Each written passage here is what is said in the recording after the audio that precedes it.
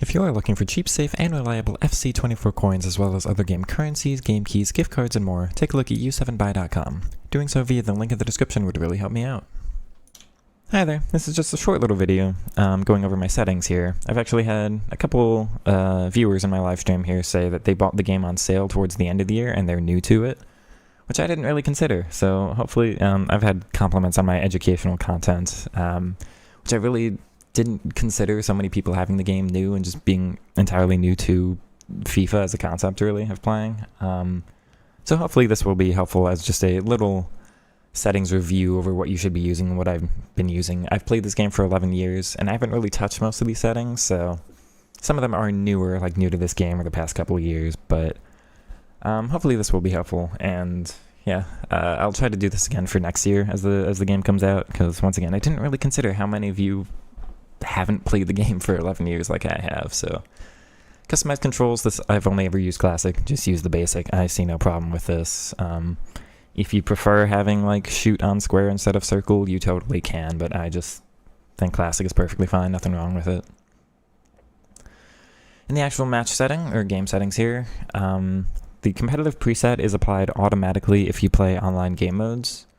Or online competitive matches at least, so any online ultimate match, competitive will be on, so not really worth messing around with auto shots, assisted headers, anything like that. So if you're playing online, definitely just don't worry too much about these.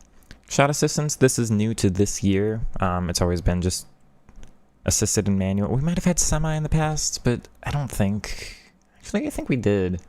So I guess they replaced semi with precision. I put precision on and haven't touched it since. If you're new to the game, use assisted. It's totally fine. There's nothing wrong with it. As far as I know, pretty much every content creator uses assisted. I don't know what the pros use, but assisted is just fine. The reason I use precision is it feels a little cleaner and cooler to me. Having it more determined by me, it's just a little bit more like, I guess like a pat on the back, you know, it's, oh, that was more up to me rather than the game just doing it for me. That's all it is. Unassisted, you're still determining like which post it's going to and the amount of power. There's still a little bit of aiming to it. It's just, it definitely helps you a little bit more. Precision, again, I played this game so long, I guess I enjoy the finer control just a little bit, and so many of my shots are so close to the goalkeeper anyway, where I just do like little tap, low power shots, so I guess the extra accuracy in those cases just feels a little cooler to me, that's all. Timed finishing, I definitely recommend having on.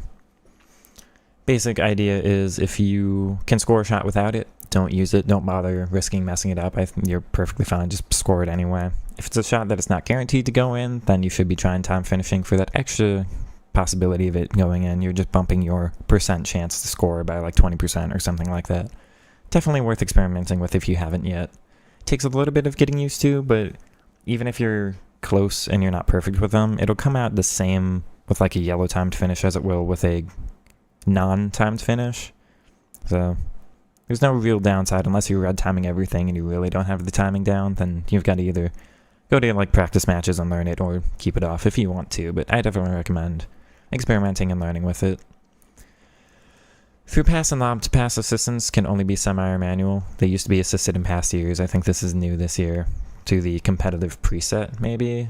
Actually, I think assisted can be on if you're doing like career mode or something, but no real benefit, I think, to manual here, but semi is what you have to do, and I feel semi is just fine. Ground pass assistance, I've never messed with. Once again, I played this game for forever.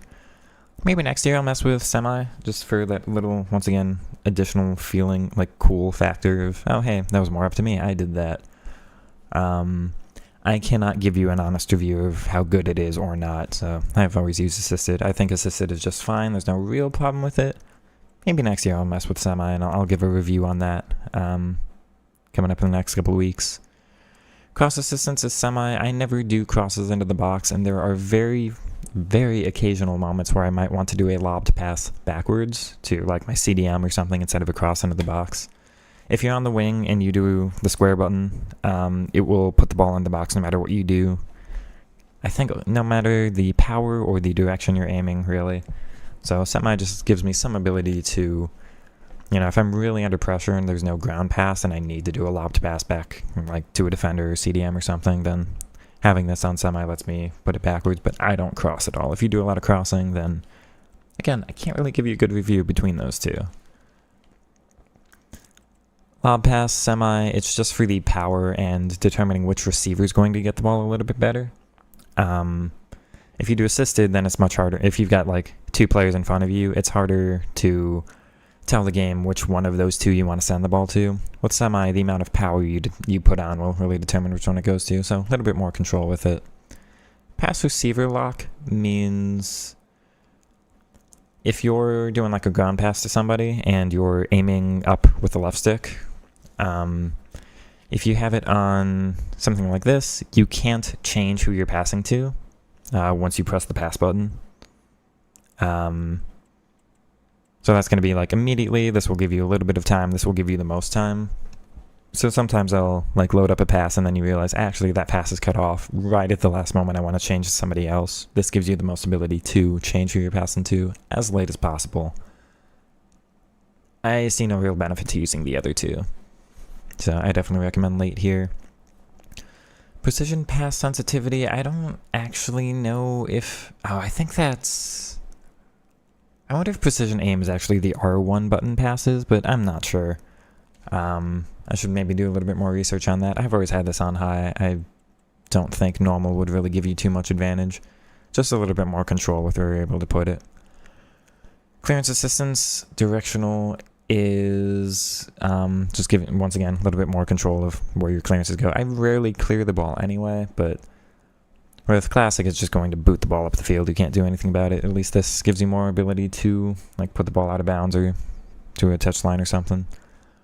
I did try tactical defending, but I didn't find it beneficial at all. So I definitely think advanced defending is worth it, and it gives you the additional X button to try to what did they say here? Shoulder challenge, seal outs, that makes sense. So a little bit more physical of a challenge. You're, instead of tackling with your feet, you're tackling kind of with your shoulder.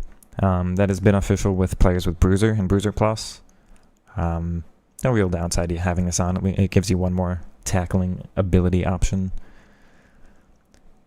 Pass block assistance, this is... I think that's just...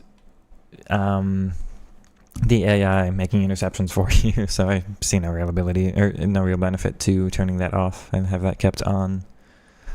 Auto switching, I used to do air balls and loose balls. I've tried to do loose balls only this year because crosses are so effective, or corners are so effective, and it will randomly change my player to somebody I don't want to be controlling. I only ever have like one or two aerial plus players at once, so it's Blanc and Konate right now, and I'll swap to Blanc. I felt like when I was on air balls, when I'm like, I only want to control Blanc in the box, even if he's a little bit further away from the header, because he's the only one who's going to win a header for me anyway. When it was like this, it would just switch me to Sawa or Bombastor, who's trying to win a header, and it never worked for me. Loose balls helps like 10% of the time preventing that. It really hasn't done what I wanted to, but it's barely enough to have kept it on. But that's the only reason I have that. Otherwise, air balls and loose balls is fine. This will, if you're a little bit less experienced of when the game auto switches you, then this keeps the direction that the player it switches you to is running in for a little bit extra amount of time. I have really quick reaction time, so I just go, oh, it switched me. I'm able to change which direction I'm going. I see no real benefit to it, but if you're a little bit more casual maybe than having it on, I see that could be being a benefit, but any kind of competitive game, I say definitely have it on none. Classic is, I think, directional based on... I've only ever used Classic. I haven't bothered with the others. Actually, I did try adaptive, and it just makes it take so much longer every single time. Like, it's quicker to flick the right stick up a couple times to swap instead of holding it and then swapping to somebody else. Player rotation was... Oh, that's interesting. Yeah, no, I understand that, but I'd rather just swap a couple times with the right stick instead of not swapping and trying to determine which one's going to go next to, and then make a bigger jump with the right stick. It's pretty quick to just flick it a couple times, so I'd say classic's definitely more beneficial. Ball relative means where the ball is will determine which direction your right stick needs to be flicked to swap your players. That's never made sense to me. I have always done player relative. This is a setting I have not messed with, so I could not tell you that much, but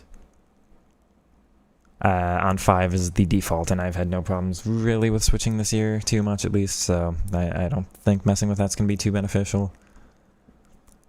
Next player switching is... It's actually interesting. Goal side, the setting favors players on the goal side of the ball, closest. Goal side might not be a bad idea, but I'm so used to classic, at this point I'm not sure I'd want to learn a new system. That's always kind of the debate for me.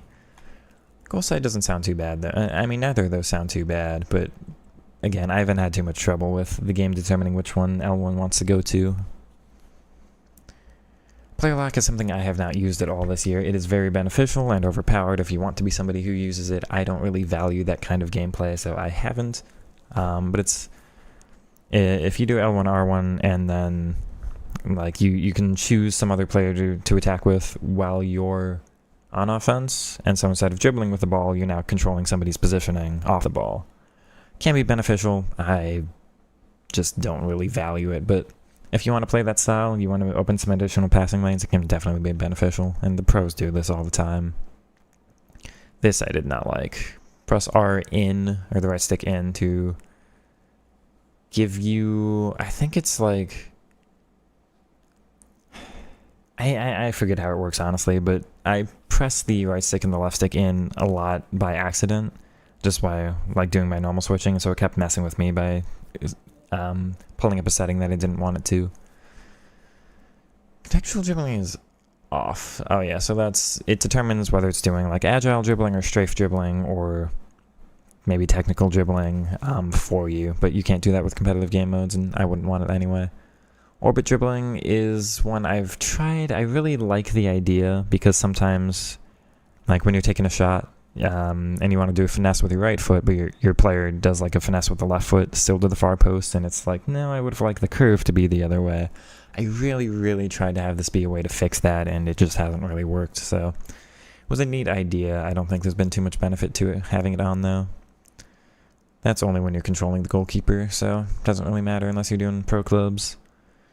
Analog sprint, I'd rather just get up to full speed immediately. I don't see too much benefit to being able to control it, especially this year with technical dribbling. That's basically your controlled sprint anyway. I normally do, this is like my only superstition with the game. I have my difficulty level on beginner, as if that helps an ultimate team lower the opponent's defensive AI or something. I'm positive it doesn't, but once again, that's just a little superstition. Everything else here is offline game mode only, I think. Actually, the quick subs is when the ball's out of bounds holding R2, so like that's fine, but everything else here is on offline. Camera, I've got co-op. I've only used co-op once again for like 8 out of my 11 years here. I think most people do telebroadcast. That gives you maybe a better ability to dribble if you're struggling with dribbling and you want to learn it, because you're closer to your player and easier able to see like what animation they're about to start and that kind of thing. But I definitely prefer co-op. Being able to see the whole field, seeing a whole passing play develop is a really big deal to me, and understanding the entire opponent's like defensive structure. The height is going to adjust the amount of the field you can see at once, so I used to have it on 17, I've got it on 20 now, just max height, most amount of field possible. Zoom, I think, is the angle more than... I swore this was angle more than anything else, but 3 is just a preference. 0 feels just a little too far, I think, for me, so I've always had it be like that. Far side focus is one I haven't messed with at all. I think I forget what it defaults to. It might be default to 10. I've got mine on 3. I guess like more motion sickness prevention than anything. It's one you can mess around with, but 3 is my personal preference. power shot zoom is your L1 and R1 shots. If the camera dramatically zooms in, I don't really find that to be even like fun to watch as a like montage pretty goal kind of thing. So I've just got mine off. I like the game being very basic, like not dealing with cosmetics or anything, just about the same in every situation. So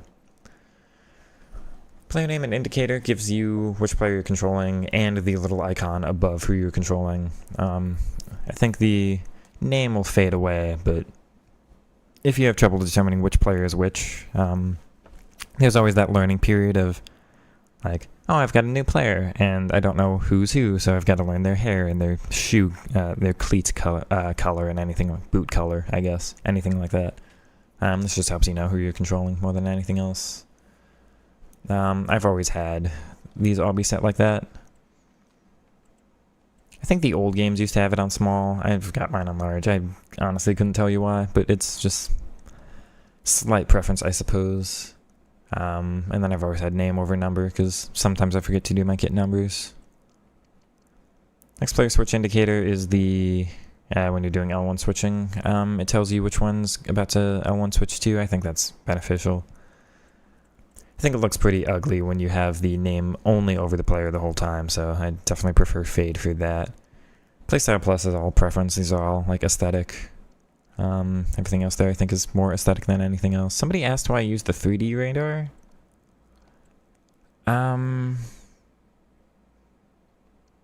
Honestly, I don't know if I could tell you.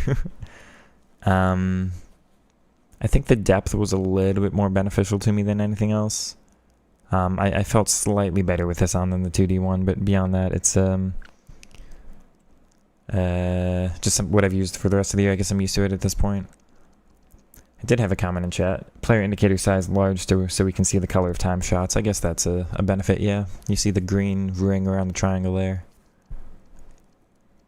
But everything else here is pretty much default, or preference rather. That's all offline. Audio is all whatever you prefer it to be, but these are my settings here. Those are offline. Accessibility is all like based on the color of your screen, and then it's color blindness and ease of use stuff, anything like that. Display config is obviously max res. Full screen will give you the lowest input lag as opposed to anything else. My refresh rate is actually higher than this, but that you have to do in the in-game files if you're on PC outside of the in-game menus. Frame rate is 120. I have tried to uncap it or cap it at a higher value, and the game physics feel like they're different. I don't recommend going higher than 120. It's like the game's not built to handle your inputs at a higher frame rate, but this game has always had weird issues being ported over from console to PC, so it might just be kind of that issue. VSync off, that's a big input lag thing. If you've got screen tearing, you can have it on. In any other situation, you want to have it off. I don't want my resolution being messed with. I feel like that would hurt my eyes, and computer's good enough to handle the resolution anyway, so anything else is, I guess, on auto. Normally I have these on low, just for max input lag. I think next year I'd probably have these on low, so sorry for hurting your eyes next year with a lower quality image, but the lower any of those are, the better the input lag feels, and obviously for my dribbling style, best control I can have over the players, the better, so. And then half frame rate for cutscenes. I guess it saves a little bit of energy from the computer. I think that's all the settings that exist. Yeah, that'll be the end of that then. If you do have any more questions, I'd be happy to answer. This is just a very basic view over. If you want to copy my settings, that's perfectly fine. But yeah, that's the end of that. Thanks for watching. Leave a comment, like, subscribe, all that good stuff. I'll see you in the next video here.